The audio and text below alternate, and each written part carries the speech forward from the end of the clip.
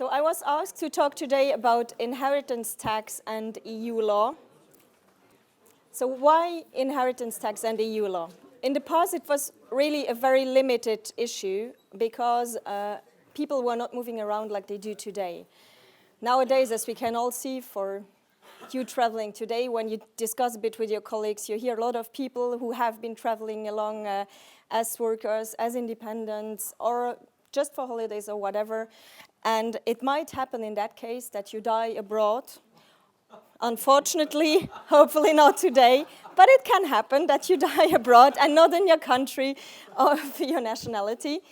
And also, we do hope that it's possible for most of you that you can invest in other countries, that you can invest in businesses in other countries, that you can buy shares in companies in other countries, that you can have cash deposits in other countries.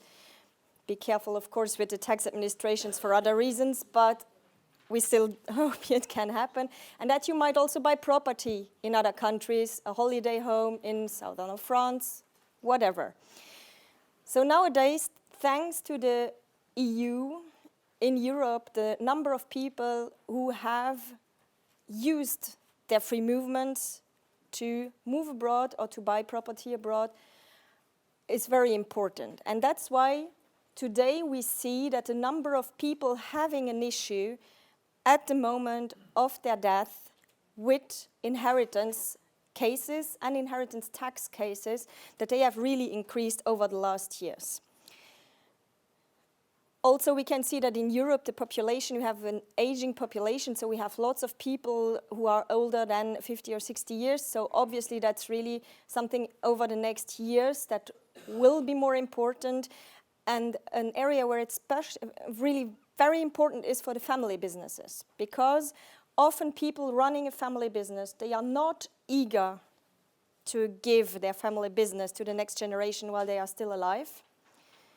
They want to maintain the control of their family business, and so it really can happen that when they die, that nothing is prepared and that they have to close the family business or sell it because the inheritance tax of one or more member states may come into play and may make it happen that they cannot continue the business. So that's why it's very important, first of all, to planify before, to really think of what you want to do and to think of the consequences you might have. Now, for some of you, you will tell me, well, we can continue the coffee break because we do not have an inheritance tax or a gift tax in our country. That's only partly true, because even though you might not have one, the residents in your country might still have issues relating to inheritance tax or gift tax in other countries. Because, and that's one of the big differences between inheritance tax and other direct taxes, you may have multiple taxation. So you may have cases where people are taxed in more than 2 countries. They may be taxed in 3 or 4 countries. And also another difference is that different people might be taxed on the same, because you might have an estate tax on the deceased, you might have a formal inheritance tax on the heir, and you might have a tax on what you have in certain countries, representatives, which means that if a person dies, the whole property goes to a representative who has to sort it out, and then only it will go on to the heirs. So, and in some cases, you might have another tax on this transfer from the representative to the heir, and thus, in this example, you might have more than one taxation from different countries. So income tax, in general, you have one person and one income. So even though we have seen in the case law that it can be pretty difficult if you have one person and one income, in inheritance you can imagine that it's even worse when you have different people concerned and different, even more countries concerned, and different ways of interpreting things. In inheritance, you might also have a wider range of tax rates. So you might have different ways of calculating inheritance tax. Some countries, they simply say, well, if you are a child, you pay X% of taxes on your worldwide inheritance. In other countries, you might have rules where from 0 to 10,000 you pay 0%, from 10,000 to X, Y, Z, 10%, etc. And for example, in Luxembourg, you have this kind of structure, and then you still have, on this tax that you calculate, you have again an apportionment that's made. So it's really sometimes complicated even in one country to calculate a tax. So if you have several countries coming together, it might be even more difficult. Another difference with income tax is that you have very few double tax conventions. So when we were working in the expert group at the Commission in order to establish problems in individuals' direct taxes to be paid, we stated that approximately the number of double tax treaties in inheritance tax cases that exist today represent only 10% of what would be needed to cover the whole European community. So it's nearly non-existent. And even the treaties that do exist, they do not necessarily are that up to date and they should be in order to help people. So double tax conventions in practice are of no help for people in this area. Something else that's important to highlight is that in inheritance tax, you can really come up to a level where you can talk about expropriation. Because one of the experts explained to us that if you have, for example, Poland involved, they have several rules that in the combination with other countries, it could happen that all in all, you would pay more taxes than the amount of the whole inheritance that you have got. So you pay more than 100% of taxes, which is completely inconceivable in income tax. But there was a concrete example of course, you must be the one that really has the account you are talking about in the wrong country with the company that holds it in the wrong country, and you are a resident in Poland. But for the guy who is in this situation, it can amount to up to more than 100%. So from a state budget point of view, inheritance tax does not represent a lot. So one could say they could just all abolish inheritance tax and it would be done. But as this is quite an illusion, we have to find another solution. Because for the individuals who live in this kind of situation, it's really an issue. And as explained before, especially if you have a family business, because you can have huge family businesses that will be in that case. And so really you have to find a solution in order to help them. Now finding a solution, we discussed this in the expert group, is not easy.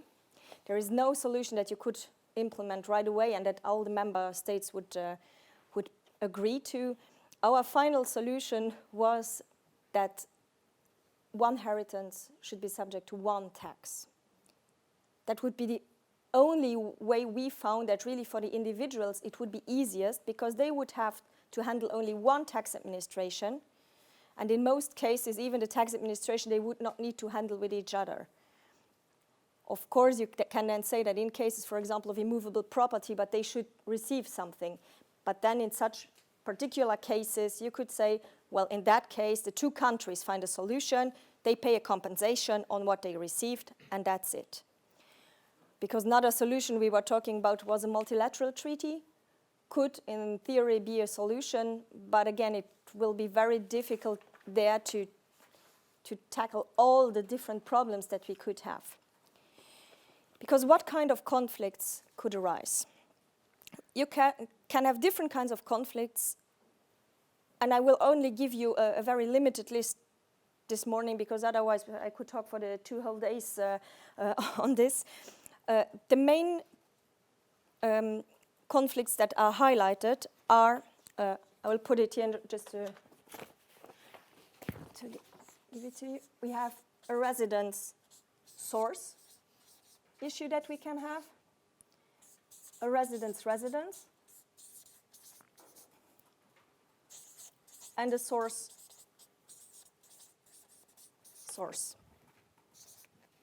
Yes. So these are the 3 main problems that we can highlight. So where does it come from? The residence problem. We call it residence problem, but it's not only a residence problem, because I have tried to make a a small list of personal connecting factors that countries in the European Union use in order to say this person is taxed on inheritance in my country. You can have the residence, but you have the residence, the civil law domicile, the common law domicile, the tax residence, the nationality, permanent address, deemed residence for nationals, deemed domicile, citizenship, place of financial interest, and former residence with a trailing tax. That's just a limited list of what countries use to say this person will be taxed on his inheritance in my country. And then you can double this again, as this is true for the deceased as well as for the heir. And all these concepts, they can then again be confronted to the source. So if you have an immovable property somewhere, the other country will say, well, you have a house here, we will tax you on the house. We don't care where you are resident. But the country of residence, nationality, or the whole list I just said, they will tax them on the worldwide inheritance, and the source country will tax them on the asset that's in their country. So this asset that's in that country will be taxed twice if there is no unilateral relief or no double tax convention, which is very limited, as I explained before. The residence-residence conflict, that's what illustrates what I have said here with the list. Someone will tax the heir because he's resident in his country. Another country might tax the heir because he has a permanent address there. And another country will still maybe tax the whole inheritance because someone is his national. And if there are no unilateral reliefs, no double tax convention, nothing, this person might be taxed in all those different countries. And you have the source-source conflict. This may be, for example, the case if you have an immovable property in country A, held by a company in country B, and maybe the shareholder is still somewhere else, but only if you see the land and the company might be taxed in case of the death. Or if you have intangible assets, copyrights, for example, or a brand. There again, you have different connecting factors. Some countries do tax because the immovable property is held in their country, others because it's registered in their country, and others again because it's exploited in their country. And especially for brands or whatever, you do want to register them in different countries. That's just the goal of it. And so if all those countries will start to tax you on inheritance on such an immovable property, there again you might have a multiple taxation.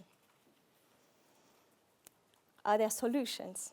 We talked about it tiny little bit. There are some solutions, some are better than others. I was talking about unilateral relief. Some countries do give unilateral relief, be it under the form of an exemption, a full or partial exemption, or be it under the form of a credit, full or ordinary credit. This can help, but in practice, very often countries do limit this unilateral relief to some particular objects. For example, in Luxembourg, you would be taxed on your worldwide inheritance, except for immovable property, because Luxembourg says we do not tax immovable property that's abroad. So in that case, you would really only be taxed in the foreign country for this immovable property. But Luxembourg, for example, does not give relief for bank accounts in other countries. So do open your bank account in Luxembourg. But, I mean, they do not give any relief for that. There, you could have a double taxation, multiple taxation. Another problem is that, for example, for the credit method, in practice, countries use the ordinary credit method, not the full credit method. So, in that case, it's only on the amount due for the foreign income in this other country. Again, if we have a country which gives credit for immovable property abroad, and a person has to pay, for example, 100 of taxes in his country of residence. And his country of residence has calculated that the immovable property part in this country is 20. But if in the other country it would be 30, the country of residence would still only give credit for 20, although they have to pay 100, because they say, we only tax immovable property 20, so you cannot get relief for more than 20. And so someone in that situation still pays 10 more on taxes than someone who would only have a property in the country of residence. Nathalie, could I just jump in there and ask the audience, are you coming across any of these issues in your day-to-day lives? Inheritance tax issues involving cross-border situations. Is there anybody in the room with this type of problem in your country? Are you seeing these issues? Because they're becoming very increasing in the case law of the European Court. We're seeing more and more of these cases all the time. So it's just a new area of issue that's rising before the courts. So Nathalie is trying to explain to you the different types of issues that are arising. But I'm just wondering whether you have any experience. Okay, so no experience. Gerard. Well, perhaps to make one remark, if I may. There is a Dutch rule in inheritance tax that says that if you die within 10 years after you emigrated, for inheritance tax reasons, you are deemed to be a resident of the Netherlands. And then you have a simple situation of double taxation because you are a resident, for instance, in Luxembourg as a deceased, but you're also deemed to be a resident of the Netherlands because you died within this 10 years period. And then you have a situation where both states, Luxembourg and the Netherlands, claim both inheritance tax on the full inheritance.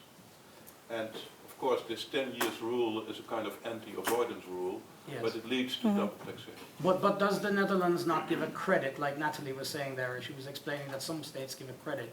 Doesn't the Netherlands give a credit for the foreign inheritance tax up to the level of Netherlands? Yes, they yes, there's a credit. So the Netherlands has a credit for the foreign tax. So for example, are you going to talk about the Van Hilton case? Yes. Yes. Okay, so we'll hear it in a minute. But also one... We had a case a few years ago with Belgium with administrative assistance. Yes. That when you have other countries concerned, that the Belgian tax administration could apply longer prescription than in a national Yes, case. do you recall the name of that case? I remember writing about it. Is it Jaeger? J-A-E-G-E-R? Or something like that? Well, I can't No, the tell Jaeger you was the the- valuation. It's the valuation one. I Yeah. wrote about a number of those inheritance cases. So there is an article written, I recall it now that you mention it. It's yes. also the Grunewald. Yeah, also. That's it, Grunewald. Grunewald. Grunewald, I Yeah. wrote about it. There's an article in Tax Notes International on my Queen Mary profile on that case, in case you want to read it. Because in the Grunewald case, the court says that this is something that's acceptable for the court. So you can have such a trailing tax. And because, as Gerard said, it's an anti-avoidance measure. And if it's limited in time, in a reasonable time, and they said that 10 years is still a reasonable time, then you can do this. You can actually say we will still tax them because they have, probably there were cases before then that someone, he learned that he was going to die very soon and they just emigrated to a country just for that reason in order to die somewhere where the taxes were lower. I mean, that's something that can happen. And the court says that actually that this is possible. So, it's one of the cases I put in the reading material, so it's the Grunewald case, case C559/13. And I think, yeah, that was, yeah. What can we do at the EU level? In the expert commission, we came to the conclusion that it will be nearly impossible for the member states to find a solution to this problem because they would have to negotiate an enormous number of double tax conventions, which will not be done. And the court says that actually that this is possible. So, and it's one of the cases I put in the reading material, so it's the Grunewald case, case C559/13. And I think, yeah, that was, yeah. the EU has been discussing this problem for years now, and it's only now that, as Tom has said, that you see cases appearing more and more, and that the countries will have to deal with the problem, that the EU thinks that it might to act a bit more actively. There has been a recommendation recently, but of course the recommendation is what it says. It's not compulsory for the member states, so the reaction was, of course, like we are ignoring it and just going to the next point. There has been a regulation on inheritance, but they excluded taxes. So today, someone can, even if he resides abroad, he can choose the law of his nationality to apply to his inheritance, but only for the civil part, which definitely does not make things easier, because then you might have an inheritance that's completely based on one law, but you still have an inheritance tax that will base itself on different laws. So this does not really help, but it shows that the member states start to be aware that they have to do something in the inheritance area. And maybe we will come to this one inheritance, one tax, as they have now for one inheritance law. Maybe we will come at some moment to the point, one inheritance tax, and then the states will have to deal with the problems behind. So in the meantime, the Court of Justice of the European Union can do what he does in other direct tax cases, and the approach is the same. So again, inheritance tax falls under the competence of the member states. So they must exercise this in compliance with the EU law. So exactly the same as for all direct tax cases. Different treatment is permitted, arbitrary discrimination is prohibited. You will see exactly the same reasoning in the inheritance tax cases. Again, the Court of Justice, and we will illustrate this with some of the cases, they can try to help on the restrictions, problems with economic double taxation, but on the juridical double taxation, the European Court of Justice, he cannot do anything if there is no discrimination. Just on that point, for those of you in the room who don't know the difference between economic and double taxation and juridical double taxation is where the taxation is caused by two states.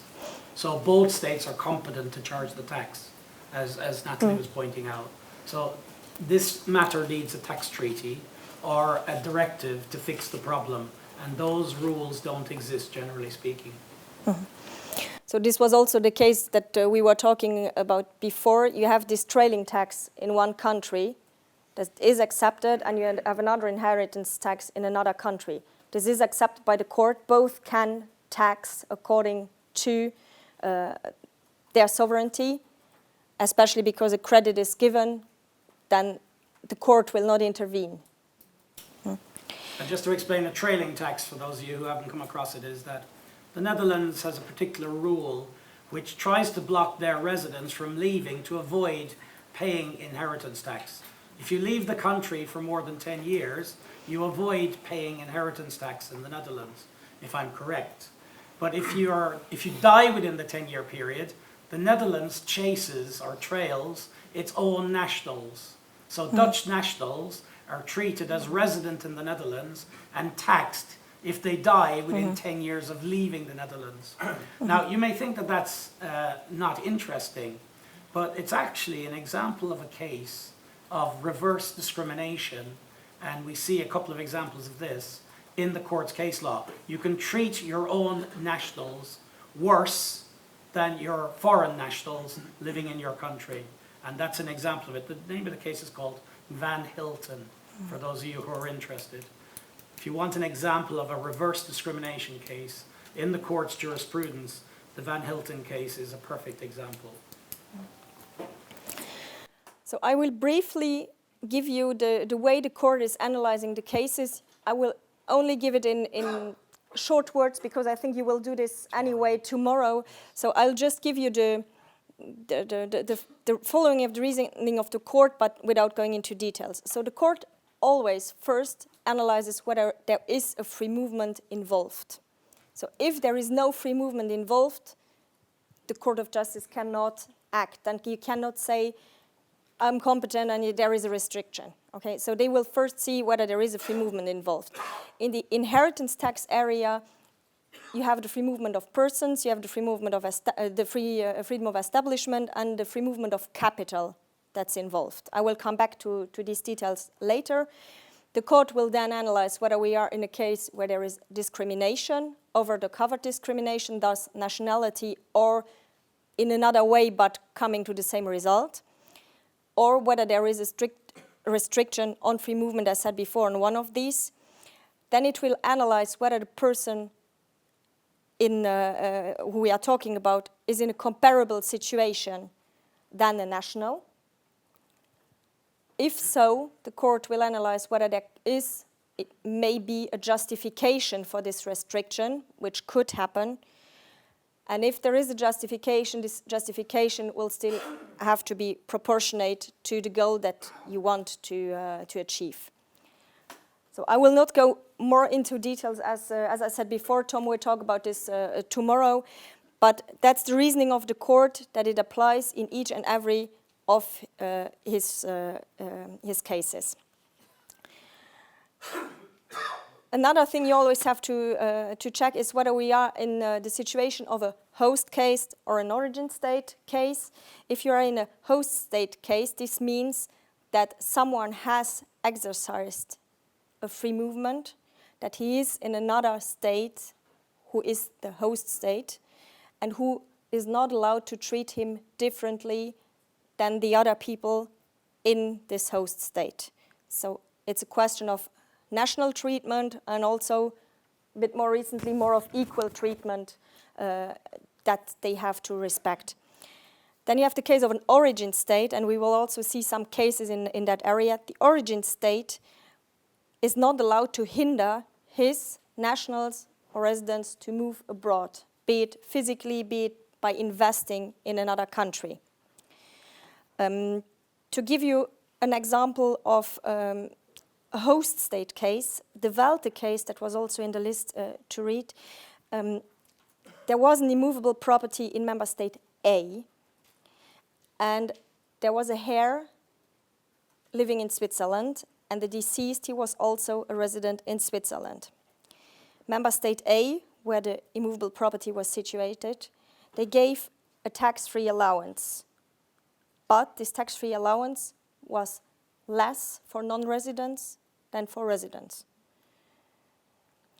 And this allowance, their argument was that, yes, but they do not pay that much tax in our country, and so why should we give the allowance? And so the court said, well, your rule is not limited to the amount of tax paid. So in your country, you do not make a distinction on how much tax you do actually pay. So you cannot cap this for non-residents. You have to apply the same rules. You have to give the same allowance to them, even if they are residing in another country. What I find particularly interesting in this Welte case, it's a case of free movement of capital. As you all know, free movement of capital also applies to third countries. In this case, the deceased and the heir, they were residing in Switzerland. So the only link to Europe, to the European community, was with this immovable property. And still, the court says, well, this is free movement of capital, so it applies to third countries, and so you have, as a host state, you have to give free movement of capital to them, and you have to apply these allowances to them. You have another example, which is a bit the other way around, which is the case Scheunemann. There you had, the court says, well, you have been investing in a company in the European Union. The residents were also residing outside of the European community. And in this, the circumstances were such that the court said, well, you used a freedom of establishment because they had the control over the company. And so in that case, they said, well, it's not free movement of capital, it's freedom of establishment. Freedom of establishment does not apply to third countries, and so the court says it does not, we cannot apply the rules in this case.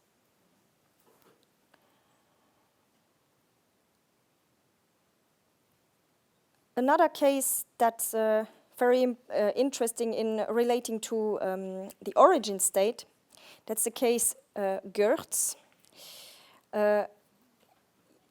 You had people living in country A, and they had a company, family business, in country B.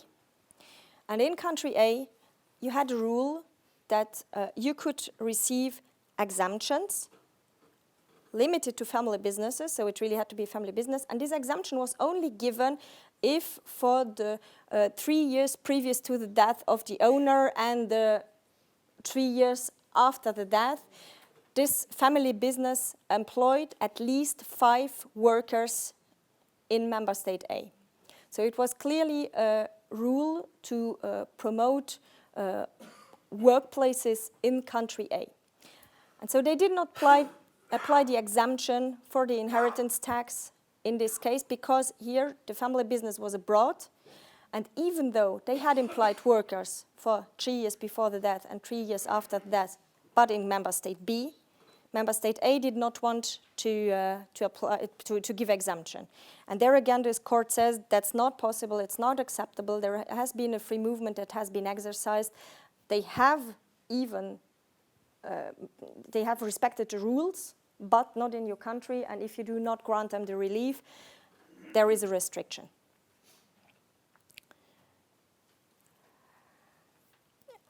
A case that's also very interesting in order to show how important your work as a judge can be in this area is a case where a resident in member state A received as a gift shares in a civil partnership from his parents, and he earned income from this business, and the counterpart for this gift he received was that he had to pay annuities to his parents each and every year.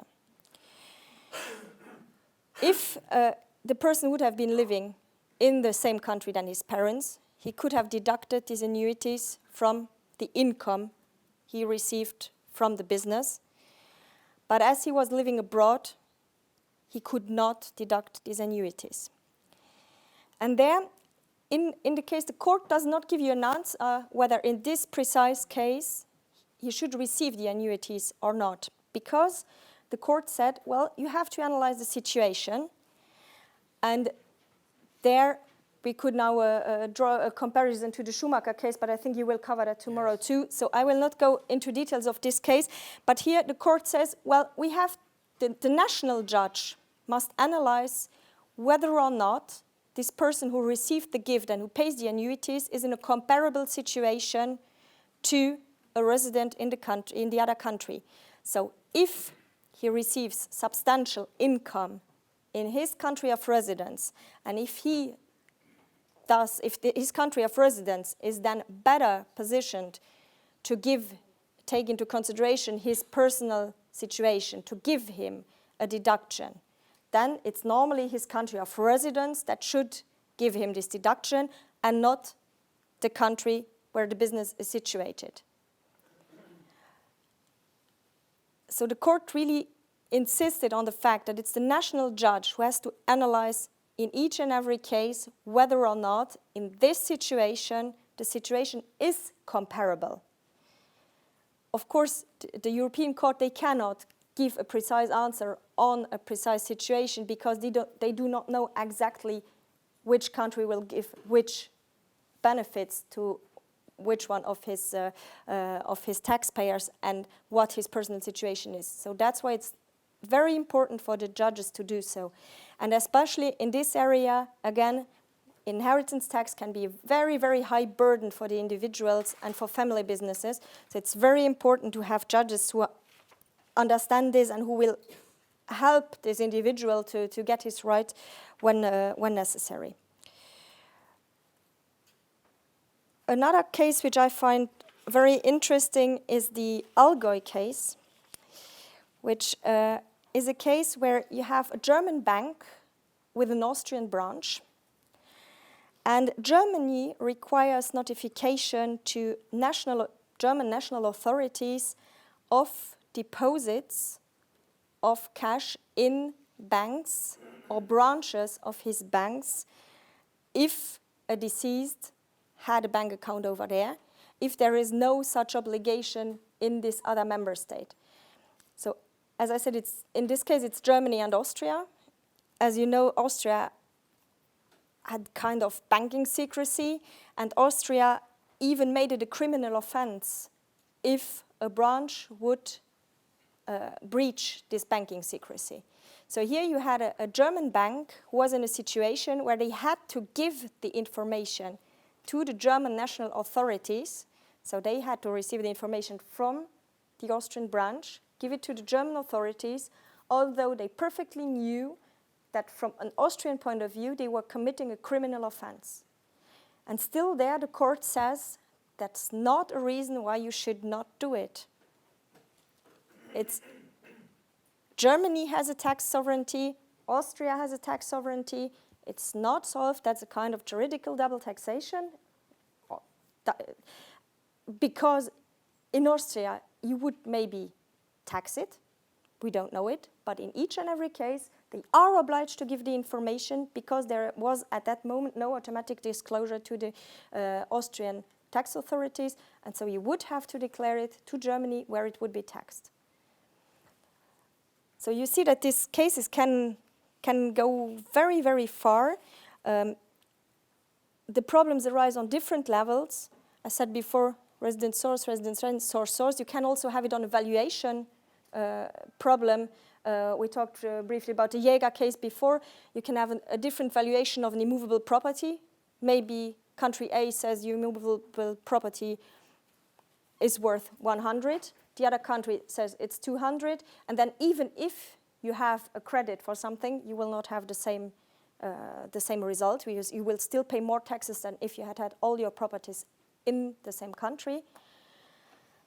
You can also have cases where the same is considered to be in several countries. We had another case that was the Block case, where Spain, they were taxing inheritance because bonds or cash deposits were in a Spanish bank, and Germany was taxing the heir. There again, it's the sovereignty of the different countries to tax differently, and you cannot do anything at a first point of view in order to avoid this double taxation. So it's really, really a huge issue at different levels, and I do hope I made it clear with this that you have a huge responsibility as judges to help the individuals and the family business to continue and not being crushed under those multiple taxations. Thank you.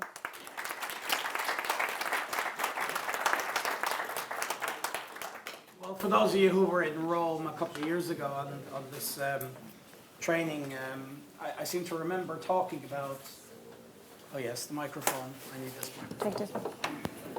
Thank you.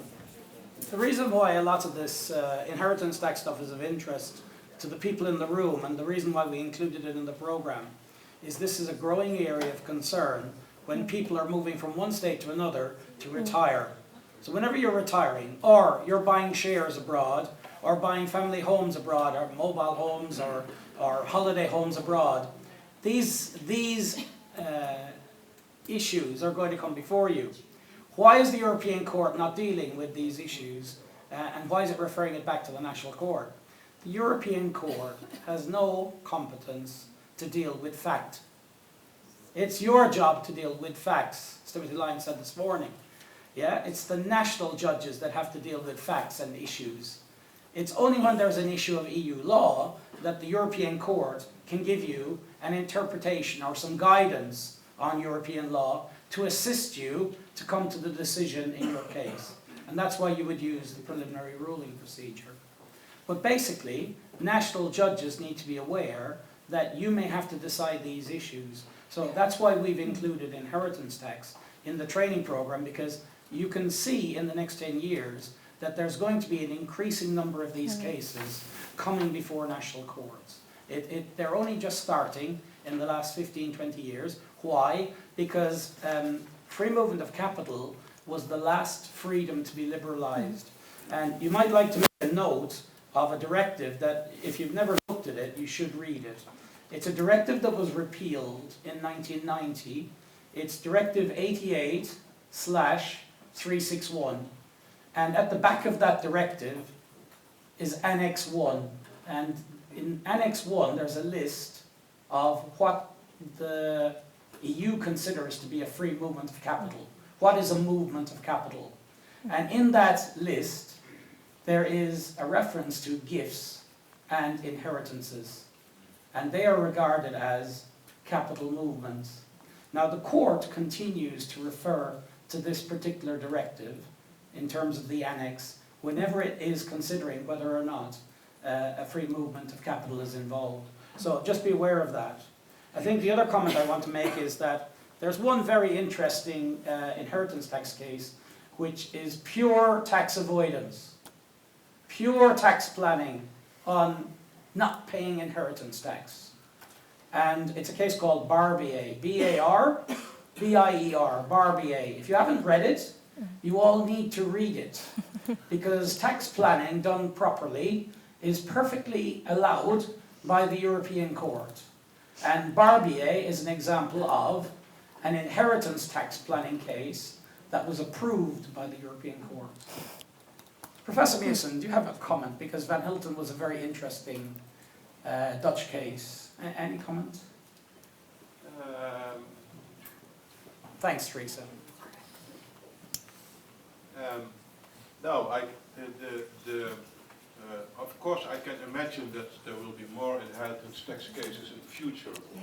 But, well, what Nathalie already stated, what I found the most interesting development in the case law of the court is that the court says even in inheritance tax cases and in general in free movement of capital cases, the court says even also a non-resident has to benefit from a tax-free amount.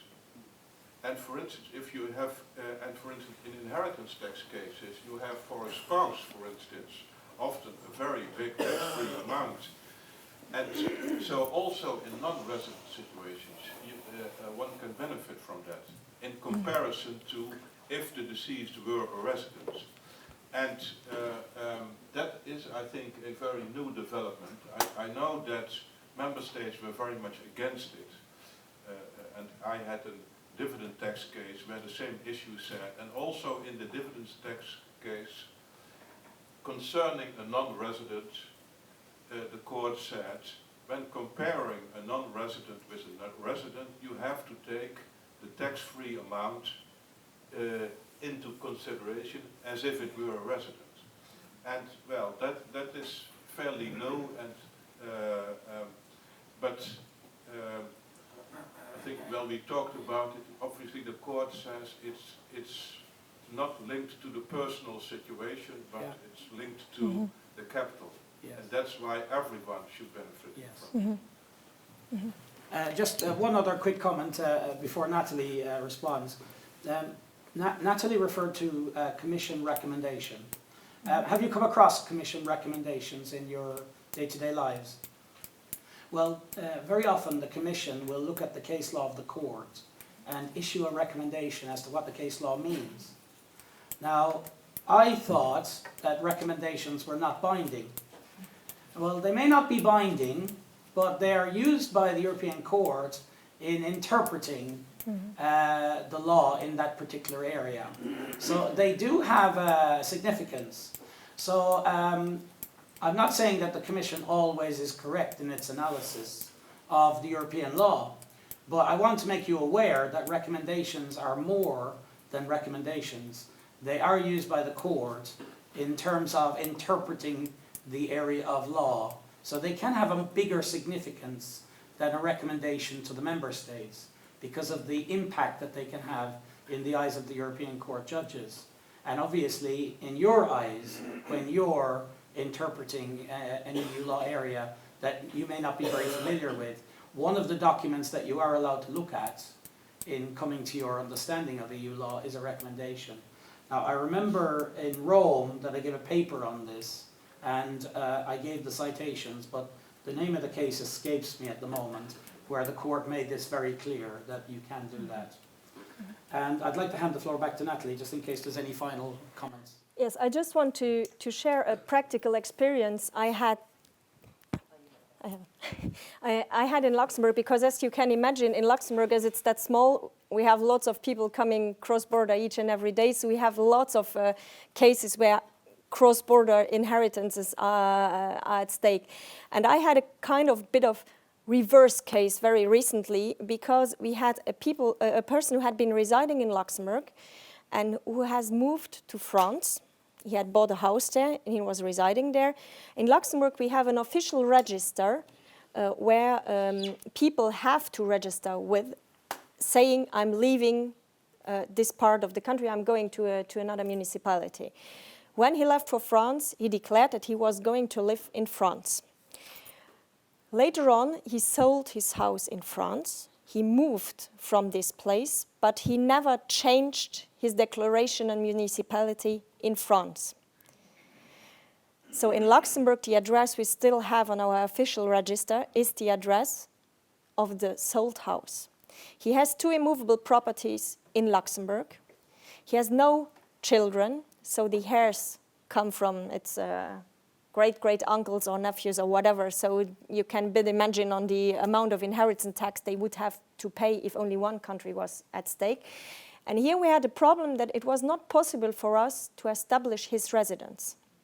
Because from a Luxembourg official perspective, he was a French resident, but as we knew that he was not residing there anymore, we tried to establish where he was actually residing, and we did not manage to do so.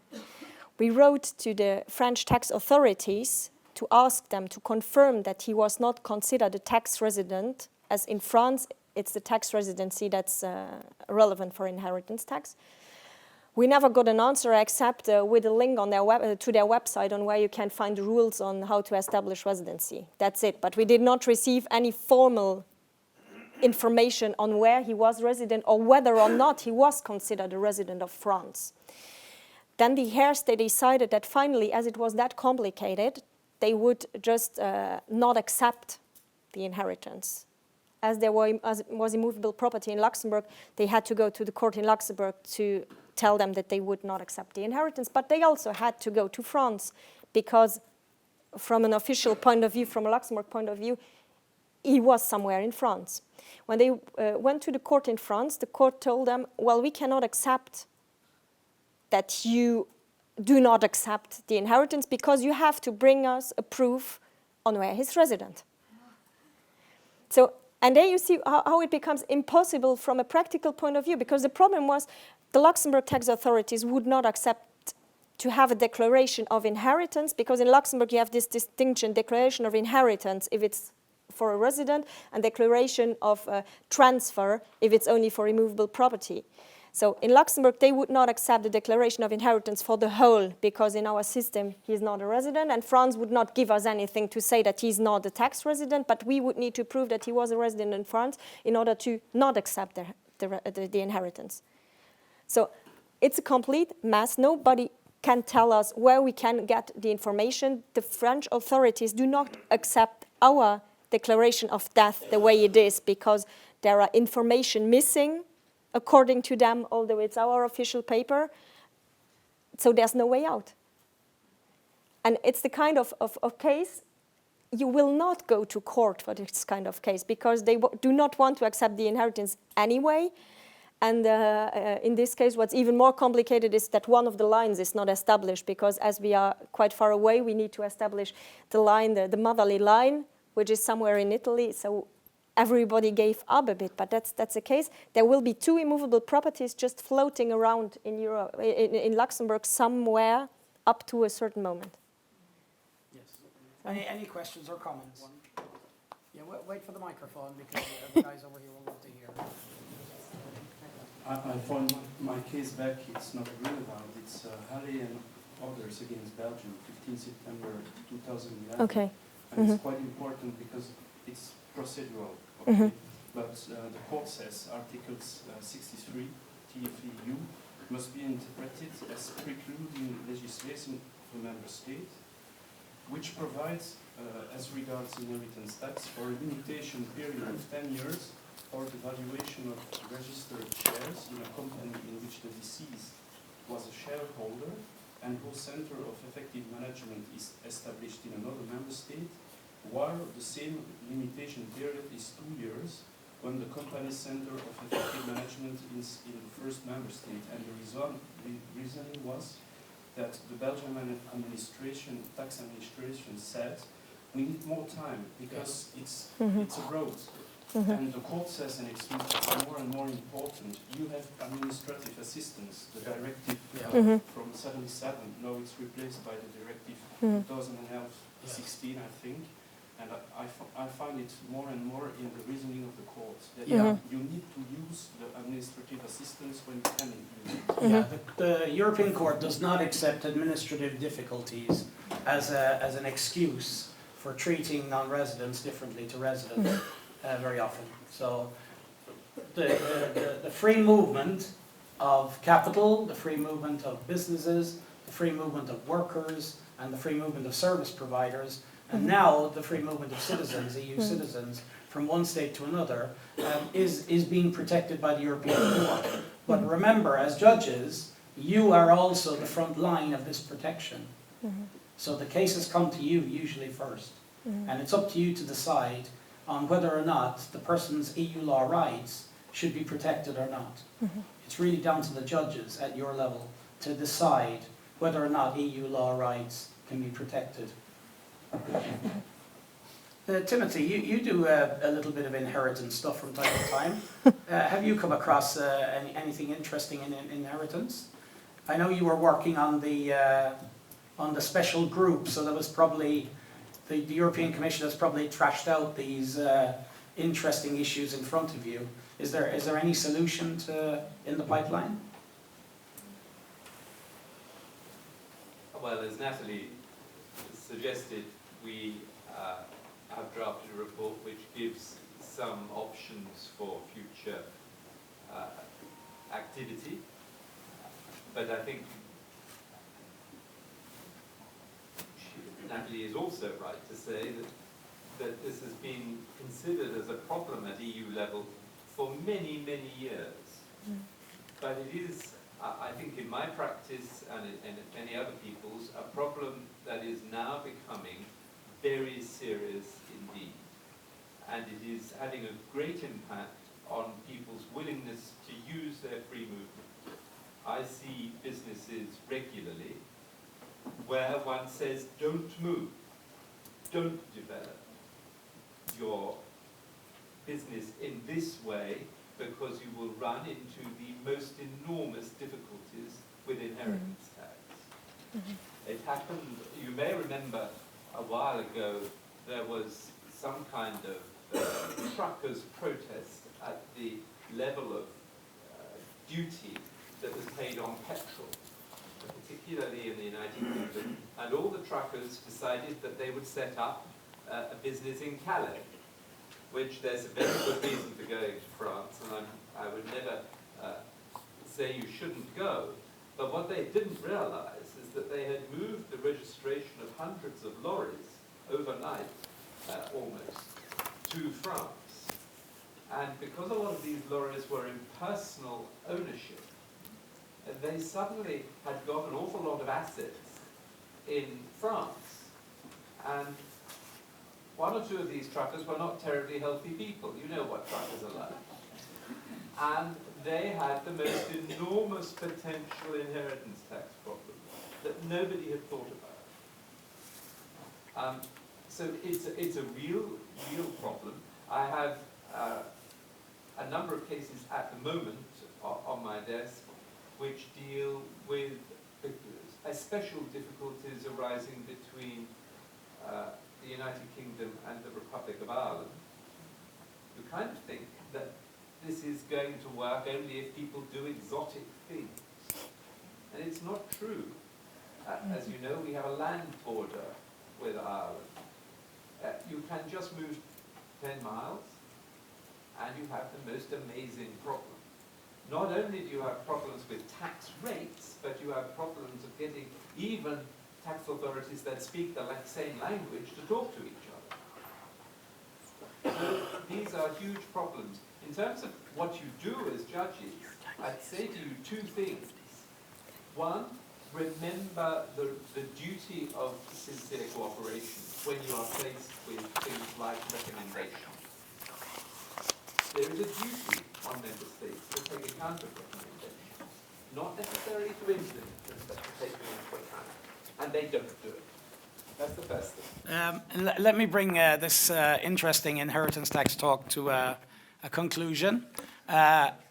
Nathalie will ensure that you get slides with the diagrams of the cases, and we'll make sure you get the list of cases as well in dealing with inheritance taxes for those of you who will follow up and take a bit of an interest in this area.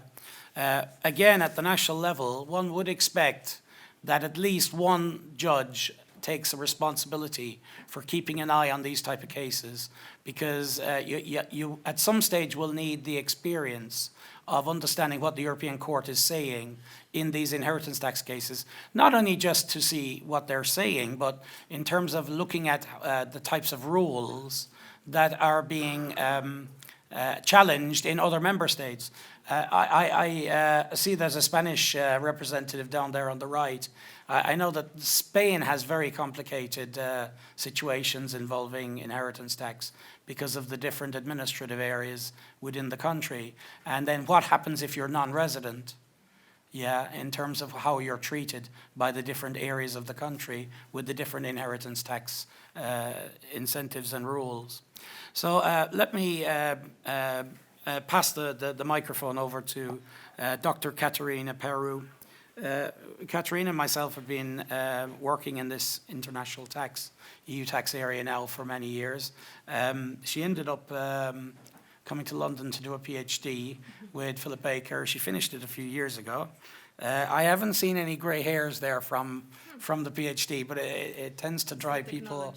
I had two people talk to me about PhDs this morning, and it's a daunting task writing a 100,000 word dissertation on a piece of original work. Timothy Lyons has done one, Jared Mewson has done one, I've done one, and Katerina has done one. They are a headache. For many years, you basically give up all your spare time. So those of you thinking of doing a PhD, it's not an easy life.